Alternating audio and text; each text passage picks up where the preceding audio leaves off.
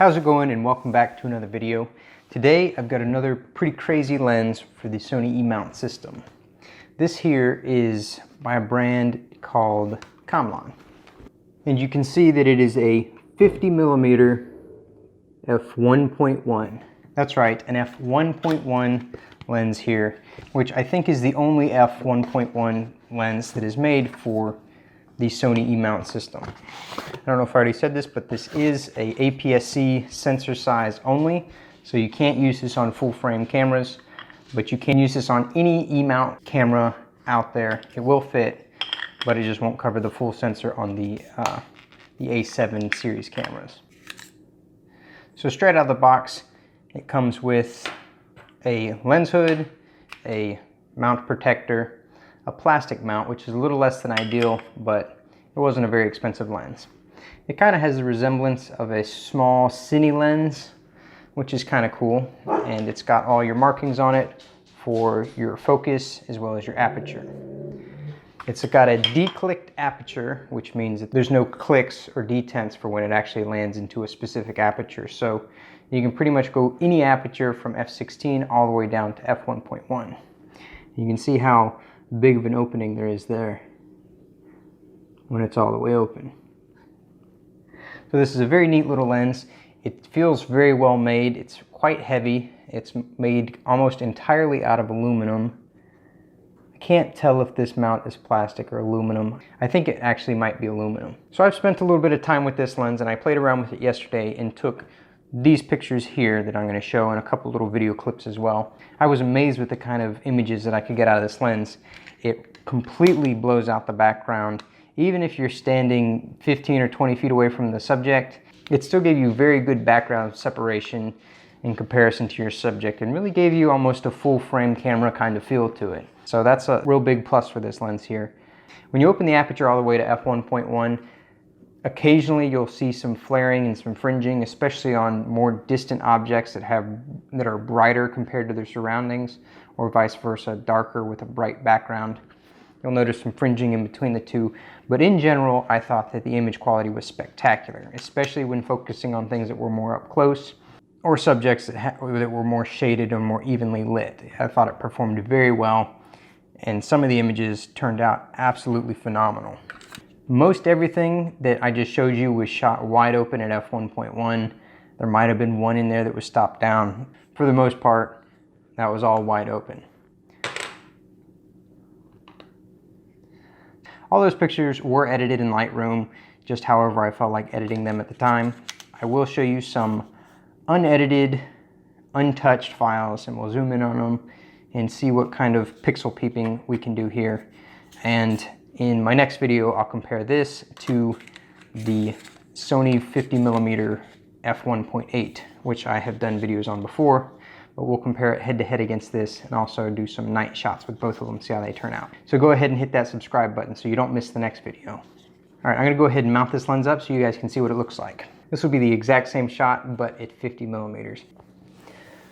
So this is at 50mm at f1.1. Who cares what it looks like when it's stopped down? You can get lots of lenses that are less than this. But at f1.1, this thing really makes a spectacular image and a very cool look to it as well. It is manual focus only, so this is focused to however I got it focused. And this is just me leaning back and forth in a chair. That's how paper thin this depth of field is. So it's a totally manual aperture, totally manual focus. Nothing electronic on this lens at all. You do have to manually set the image stabilization for the in-body stabilization if the camera has it. Let me go ahead and get close and show you guys what minimum focus looks like. This is me sitting in my chair again and moving up to minimum focus. So pretty much only my eyeballs, and that's it. That's all you get to see. Also, a quick note, this lens cost $160, so it's not expensive at all, especially for what you get. So that makes this even cheaper than the cheapest of the Sony 50mm lenses, which is their full frame f1.8, which comes in right around $200 to $250. Their APS-C 1.8 is a little bit more expensive. I'll have to look up the price. I'll put it right here. And for another price reference, one of the biggest benchmark 50mm is Canon's Nifty 50 And that one comes in right around $100. You can find it anywhere from 90 to 120. It seems to fluctuate depending on who's selling it. So this lens is more expensive than that, but this is definitely cheaper than any of the Sony options. But you do give up autofocus and other conveniences like that. So let's take this outside. One thing I did notice when you mount it up on the A6500 here, first, it matches this camera almost perfectly as far as the size. It just would make for a great everyday walk around lens. It's a little telephoto for doing that, but everybody loves 50 millimeters, so it is what it is. One thing I did notice when mounting this up is that you can see the mounting ring here on the camera. Let me turn this off. So it only covers up about half of the metal mount there. And also, the logo is on the side of it, so I don't know how I feel about that. I'd rather have it up top, but that's not a deal breaker. One thing that's really cool is that this lens has got 11 aperture blades in there. So it keeps a very circular bokeh no matter what your aperture setting is. So that's always nice to see, especially in a lens that's this price. So we're going to start off by focusing on the trusty image quality tree across the lot. And we're going to start off shooting from F1.1 all the way down to F8. Alright, so jumping right in here to these pictures, going from left to right, we've got F1.1, F2, F5.6, and F8. We're just going to start off on the center here and talk about that, and then we'll get to the edges later. First of all, at F1.1, it does not perform well here in the center at this distance here and on a subject like this.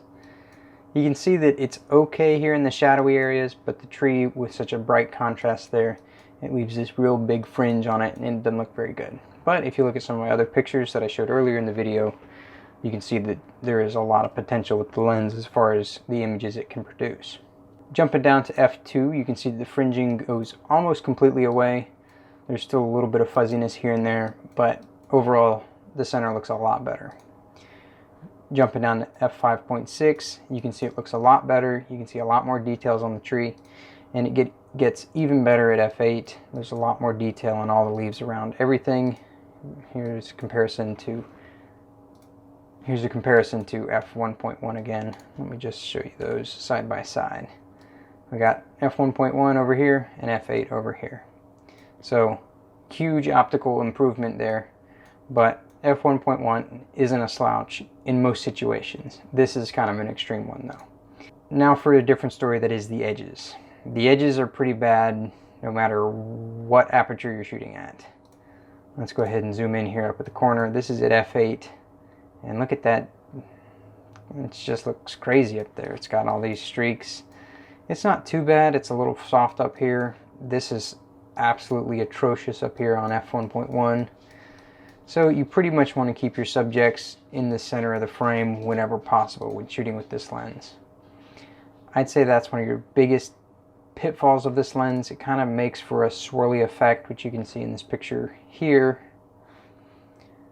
So it can kind of add to the images as well, depending on how you use the lens. So as you can see, this lens really isn't for professionals or pixel peepers, as you're going to be disappointed if you hold it to a standard way above its abilities. However, if you want a lens that can add a really cool look to your shots, this lens is a ton of fun to shoot with. I had a blast taking those pictures downtown with Sarge, and it just seemed like whatever you pointed the lens at, it made a cool composition. It gave you such good separation that you could really focus in on your subject. The biggest weakness is the further focus distances, as you can see how clear and sharp the up-close images are and how it really degrades quickly the further away the subject gets. I'm not exactly sure why that is. Probably something to do with just how it focuses. So for 160 bucks, I think that this is a killer lens to add to your collection. I'm definitely going to put this on my camera a lot more than I have other lenses that I've tried out. I've got the 35mm f1.7, which gives you a similar kind of really wide aperture look, but this here beats it by a long shot. It's got better image quality than that one does. It's a lot better built, and it gives you a much more professional look to your pictures. So check out the links below if you're interested in adding this lens to your camera bag. I highly recommend it, especially for the non-professional hobbyist. this is a cool lens. You need to try it out. So thanks for watching. Go ahead and hit that subscribe button, and we'll catch you in the next one.